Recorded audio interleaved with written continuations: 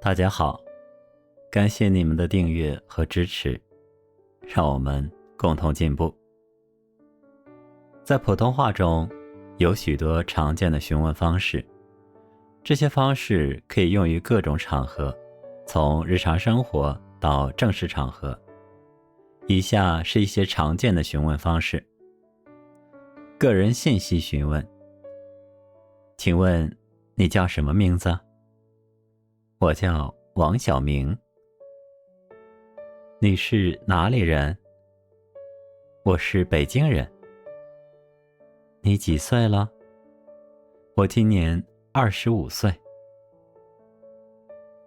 居住和工作询问：你是哪国人？我是中国人。你住在哪里啊？我住在上海。你做什么工作？我是一名工程师。你在哪家公司工作？我在一家 IT 公司工作。学校和学业询问：你在哪个学校读书？我在清华大学读书。你学的是什么专业？我学的是计算机科学。你几年级了？我是大3的学生。兴趣爱好询问：你喜欢什么运动？我喜欢打篮球。你有什么业余爱好？我喜欢画画和听音乐。你喜欢看什么类型的电影啊？我喜欢看科幻电影。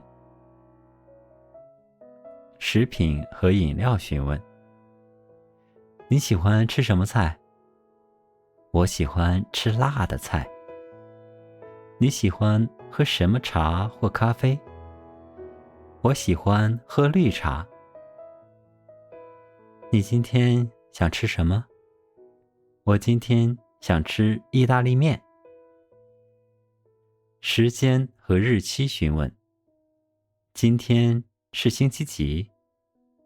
今天是星期五。现在几点了？现在是下午3点半。你的生日是哪一天？我的生日是10月15日。交往和社交询问：你有兄弟姐妹吗？我有一个哥哥和一个妹妹。你有没有男朋友？没有，我现在是单身。你经常和朋友一起做什么？我们经常一起去看电影或吃饭。健康状况询问：你感觉怎么样啊？我感觉很好，谢谢。你生病了吗？没有，我很健康。你经常锻炼吗？是的，我每周去健身房。方向和位置询问：请问去这个地方怎么走？你沿着这条街一直走，然后左转就到了。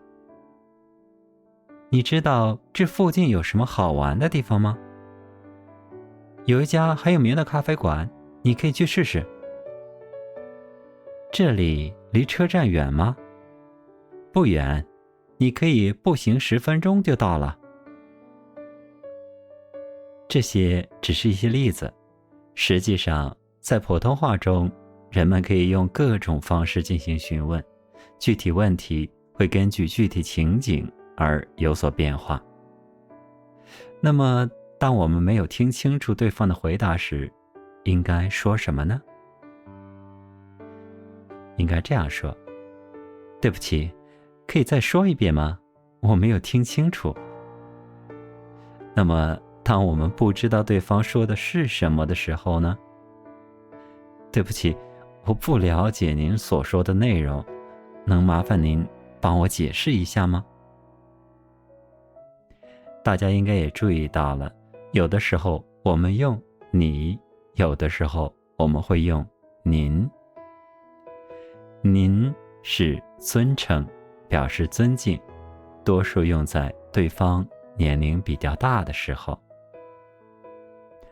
好的，今天的视频就到这里，欢迎大家在评论区提出问题，我会尽快回答。老样子，练习在 Shorts 里。谢谢，再见。